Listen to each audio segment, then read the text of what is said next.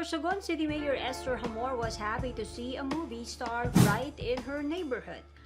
Hamor got to meet John Lloyd Cruz, who came to Sorsogon to shoot a movie. In a Facebook post, the Lady Mayor shared her snapshots with Lloydie, thanking him for choosing Sorsogon as their location.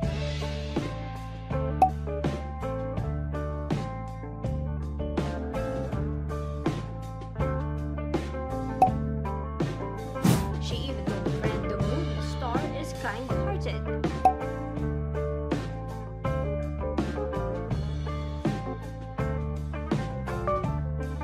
Cruz is in Sorsogon shooting for his comeback movie Servando Magdamag. The movie is directed by Love Diaz and is written by Ricky Lee.